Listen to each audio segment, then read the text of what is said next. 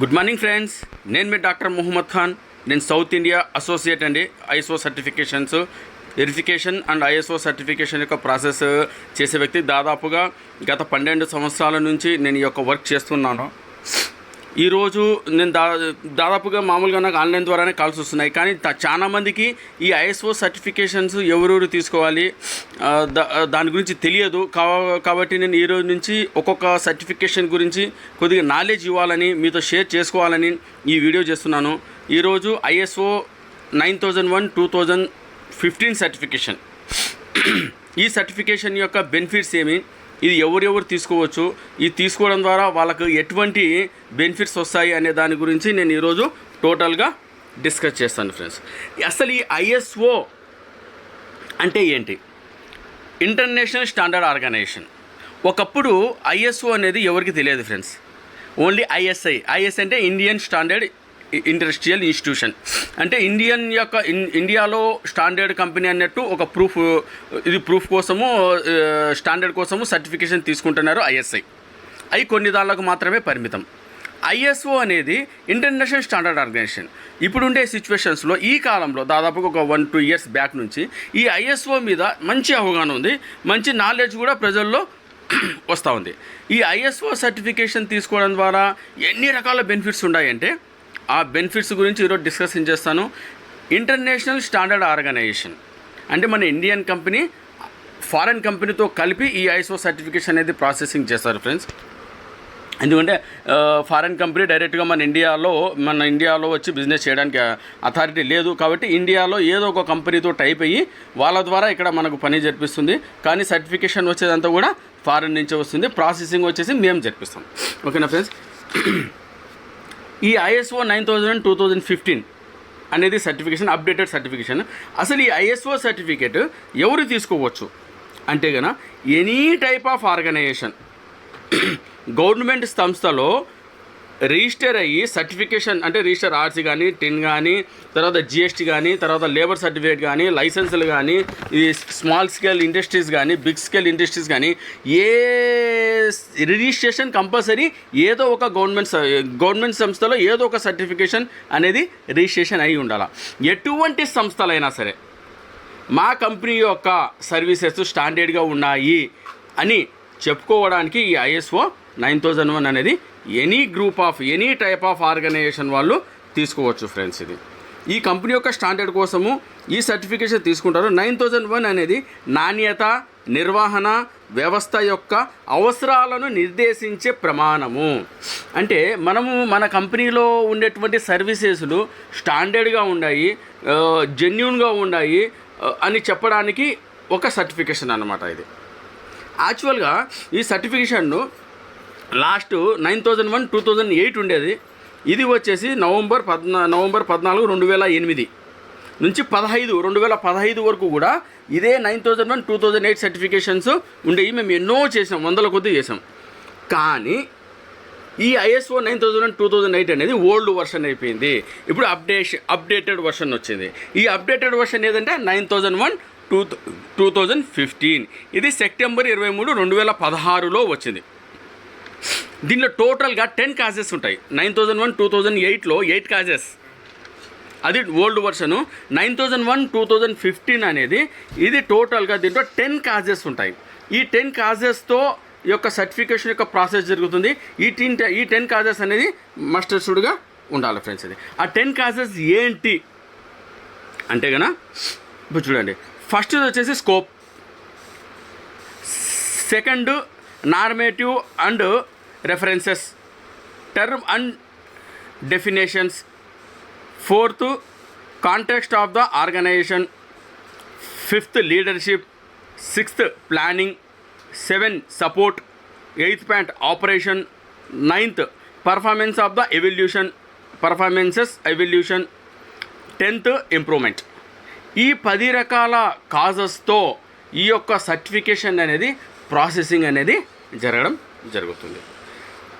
How to get process ఏ రకంగా మనం start చేస్తామంటే, ఫస్ట్ ఎవరైనా అప్లై చేసినప్పుడు, ఫోన్ కాల్ చేసినప్పుడు వాళ్ళతో మాట్లాడిన తర్వాత వాళ్ళ యొక్క మొత్తం ప్రొఫైల్ తీసుకొని ఒక టైం ఇచ్చి వాళ్ళ దగ్గరకు వచ్చి వాళ్ళు చెప్పింది ఎంతవరకు జెన్యూను ఏం కదా చూసిన తర్వాత అప్లికేషన్ ఫామ్ తీసుకొని దాని మీద మొత్తం డీటెయిల్స్ ఫామ్ చేసి దాదాపుగా 10 పేజీల ఫామ్ వస్తుంది. దానిలో టోటల్ ఫిలప్ చేసేసి వాళ్ళ ఐటీ రిటర్న్స్ మొత్తం సబ్మిట్ చేసి కంపెనీకి ప్రాసెస్ చేస్తాము.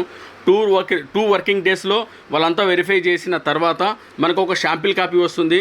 మనము ఏదైతే స్కోప్ ఆఫ్ యాక్టివిటీ, మన యొక్క కంపెనీ యొక్క సర్వీసెస్ ఏమేమి ఉన్నాయి, మనం ఓన్లీ సర్వీసెసా, మ్యానుఫ్యాక్చరింగా లేదా మార్కెటింగా అనేది ఏదైతే మనం పెడతామో స్కోప్ ఆఫ్ యాక్టివిటీ అంటారు అది. దాని గురించి టోటల్గా ఇన్ఫర్మేషన్ ఇస్తుంది. మనం ఏ పేరు పెట్టాలనుకుంటున్నామో ఆ పేరు వస్తుంది, అడ్రస్ వస్తుంది. అదంతా దానికోసం ఒక అప్లికేషన్ ఫామ్ వస్తుంది, ఒక శాంపిల్ కాపీ వస్తుంది. ఆ శాంపిల్ కాపీ చెక్ చేసుకున్న తర్వాత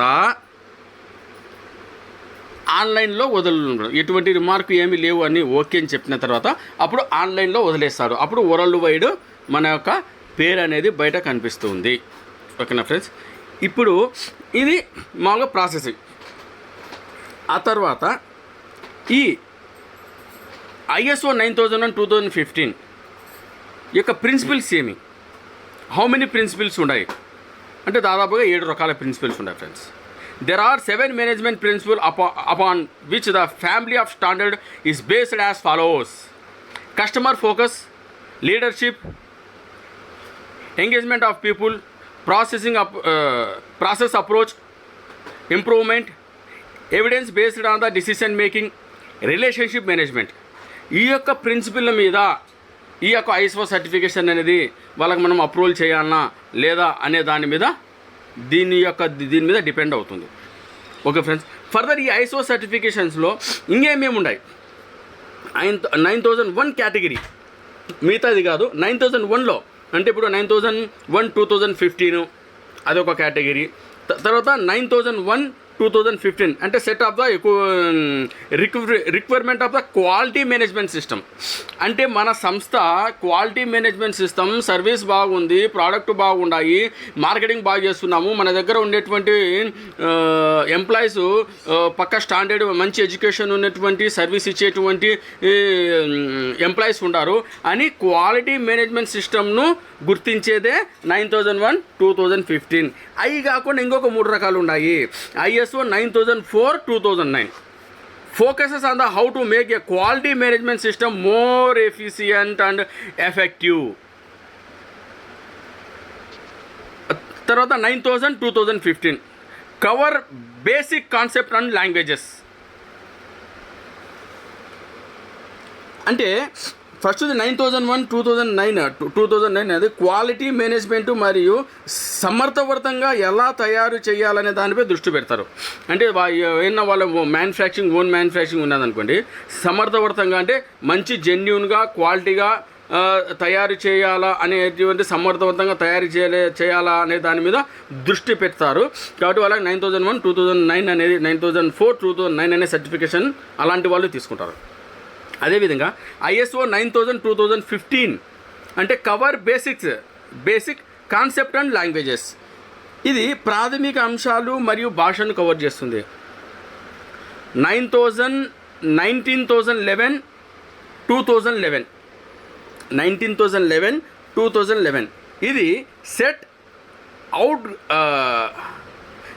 guidance of the internal and external audits of the quality management system.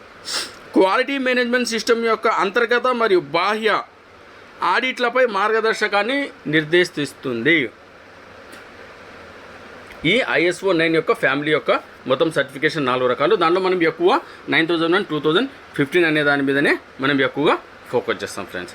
Further ఇప్పుడు ఈ ISO సర్టిఫికేషన్ తీసుకోవడం ద్వారా ఎటువంటి బెనిఫిట్స్ వస్తాయి, కస్టమర్కు ఏం బెనిఫిట్స్ వస్తాయి అంటే సమాజంలో మన కంపెనీ యొక్క వాల్యూ పెరుగుతుంది. కస్టమర్స్ ఎక్కువగా ISO ఉన్నటువంటి ప్రోడక్ట్స్ని కానీ, ISO ఉన్నటువంటి సర్వీసెస్ని కానీ, ISO ఉన్నటువంటి కంపెనీని కానీ ఎక్కువగా లైక్ చేస్తారు. మన కంపెనీ బిజినెస్ను పెంచుకోవడానికి సహాయపడుతుంది. ప్రోడక్ట్స్ యొక్క ప్రైజెస్ను అంటే ISO సర్టిఫికేషన్ లేకపోతే ఒక ప్రైస్ పెట్టుకోవచ్చు. ISO సర్టిఫికేషన్ ఉంటే స్టాండర్డ్ బేసిస్ కాబట్టి కొద్దిగా MRP ప్రైజెస్ కూడా కొద్దిగా రైజెస్ మనం ఎక్కువ పెంచి పెట్టుకోవచ్చు. మన కంపెనీ మీద ప్రజలకు మంచి నమ్మకం కలుగుతుంది. ఏదైనా లోన్ ప్రాసెసింగ్లో ఫస్ట్ ఛాన్సెస్ మన ISO సర్టిఫికేషన్ ఉన్నటువంటి కంపెనీకి ఉంటుంది. ఆ తర్వాత మన కంపెనీలో మంచి ప్రోడక్ట్ నాణ్యత కలిగి ఉంది అని అందరికీ తెలిసేటట్టు చేయను. కంపెనీలో బ్రాంచెస్ అంటే ఇప్పుడు ఆంధ్రాలో ఒక చోట బ్రాంచ్ పెట్టి ఆంధ్ర మొత్తం స్ప్రెడ్ చేయాలన్నా కూడా ఈ ఐఎస్ఓ సర్టిఫికేషన్ బాగా ఉపయోగపడుతుంది. ఆ తర్వాత ఏదైనా మనం గవర్నమెంట్ టెండర్స్ అంటే ఇప్పుడు ఈ కంప్యూటర్ ఇన్స్టిట్యూట్స్ కానివ్వండి, ఏదైనా మ్యానుఫ్యాక్చరింగ్ ఎల్ఈడీలు కానివ్వండి, పీపీటీ కిట్స్ కానివ్వండి, ఇలాంటి హెల్త్ రిలేటెడ్, ఎలక్ట్రానిక్ రిలేటెడ్, తర్వాత వచ్చేసి కంప్యూటర్ ఇన్స్టిట్యూట్స్, ఇలాంటి గవర్నమెంట్ టెండర్స్ ఉంటాయి. గవర్నమెంట్ సంస్థల ద్వారా వీళ్ళకి ఏదైనా రావాలనే ఉద్దేశంతో టెండర్స్ వేసినప్పుడు అలాంటప్పుడు ఫస్ట్ ప్రాముఖ్యత ఈ ఐఎస్ఓ సర్టిఫికేట్ ఉన్నటువంటి వాళ్లకు ఖచ్చితంగా ఇవ్వడం జరుగుతుంది. టోటలీ మన కంపెనీ యొక్క ప్రొఫైల్ ఎక్సలెంట్గా, మార్వలెస్గా ఉంటుంది ఈ యొక్క ఐఎస్ఓ సర్టిఫికేషన్ తీసుకోవడం ద్వారా. ఇంకొక చిన్న విషయం మీతో అందరితో నేను షేర్ చేయాలనుకుంటున్నాను ఫ్రెండ్స్.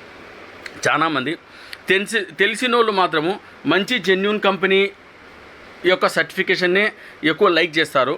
కానీ అందులో కూడా వేలు లక్షలు తీసుకొని సర్టిఫికేషన్ కూడా చేస్తున్నారు. వాళ్ళు కూడా కొద్దిగా ఆలోచించాలి. అదే రకంగా ఆన్లైన్లో పొరపాటును కూడా ఆన్లైన్లో గూగుల్లో సెర్చ్ చేసి 1000, 2000, 3000, 5000 రూపాయలకు కూడా సర్టిఫికేషన్ ఇస్తున్నారు. అలాంటి సర్టిఫికేషన్లకు పోయి మీరు దయచేసి మోసపోవద్దు. అర్థం చేసుకోండి నేను ఎందుకు చెప్తున్నాను అనేది. ఎందుకంటే సపోజ్ ఆన్లైన్లో మీరు సెర్చ్ చేసినప్పుడు 5000 రూపాయలకు మీకు ఐఎస్ఓ సర్టిఫికేషన్ అంటాడు. ఓకే, 5000 రూపాయలుగా ఐఎస్ఓ సర్టిఫికేషను మీకు ఎటువంటి వెరిఫికేషన్ చేయకుండా ఏం చేయకుండా జస్ట్ మీరు ఫార్మాలిటీస్ ఉన్నా లేకపోయినా ఒక సర్టిఫికేషన్ మీకు పంపించేస్తాడు. జస్ట్ మీరు ఆన్లైన్లో చెక్ చేసుకున్నంత వరకు మాత్రమే మీ యొక్క అప్లికేషన్ స్టేటస్ యాక్టివ్లో ఉంటుంది. ఫర్దర్ ఒక 1 మంత్ తర్వాత, ఎందుకంటే వాళ్ళు 1 మంత్కే మాత్రమే దాని యొక్క అమౌంట్ కట్టింటారు. 1 మంత్ తర్వాత మీ యొక్క స్టేటస్ ఇన్యాక్టివ్లో ఉంటుంది. అప్పుడు ఏం చేయగలుగుతారు? ఏమీ చేయలేరు. వాళ్ళు రెస్పాన్స్ ఇయ్యరు. మీతో పని అయిపోయినంత వరకు వాళ్ళకి మీ అవసరము, మీ పని ఏదైనా అయిపోయిన తర్వాత మీ నుంచి వాళ్ళ నుంచి మీకు ఎటువంటి రెస్పాన్స్ ఉండదు. ఆ రకంగా మోసపోయి అక్కడ డబ్బులు పోగొట్టుకుని ఎంతోమంది మళ్ళీ నా ద్వారా సర్టిఫికేషన్ చేసుకున్న వాళ్ళు ఎంతోమంది ఉన్నారు ఫ్రెండ్స్. దయచేసి ఆలోచించండి. ఏదైనా మీరు ప్రాసెసింగ్ చేసినప్పుడు ఒక జెన్యూన్ కంపెనీ ద్వారా తీసుకోండి. మా కంపెనీ యొక్క సర్టిఫికేషను పక్కా జెన్యూన్గా ఉంటాయి. 3 సంవత్సరాల వ్యాలిడిటీ ఉంటుంది. 3 సంవత్సరాల్లో ఎటువంటి ఛార్జెస్ చేయబడవు. నేను క్లారిటీ చెప్తున్నాను ఫ్రెండ్స్. చాలా కంపెనీలో 3 సంవత్సరాల ఎక్స్పైరీ డేట్ ఉంటుంది, వ్యాలిడిటీ ఉంటుంది. వ్యాలిడిటీ డేట్ ఉన్నా కూడా ఎవరి ఇయర్ సర్విలెన్సెస్ ఛార్జెస్ అని, ఆడిట్ ఛార్జెస్ అని, తర్వాత ఎవరి ఇయర్ రెన్యువల్ ఛార్జెస్ అని ఈ రకంగా వసూలు చేస్తూ ఉంటాయి కస్టమర్ల దగ్గర నుంచి, క్లయింట్ల దగ్గర నుంచి. దయచేసి మీరు గమనించండి, అటువంటి ఛార్జెస్ ఏమీ ఉండవు.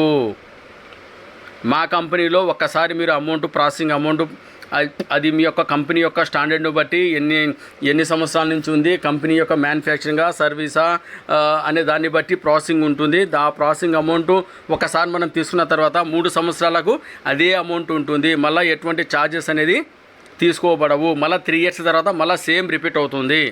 అప్పుడు మీరు ఫర్దర్ ఏదైనా సర్వీసెస్ యాడ్ చేసుకోవాలంటే యాడ్ చేసుకోవచ్చు. ఇది ప్రతి ఒక్కరు గమనిస్తారని నేను మనస్ఫూర్తిగా కోరుకుంటున్నాను. ఫర్దర్ మీకు ఏదైనా ఇన్ఫర్మేషన్ కావాలంటే నా ఛానల్ను సబ్స్క్రైబ్ చేయండి, లైక్ చేయండి, షేర్ చేయండి. Okay friends, thank you very much.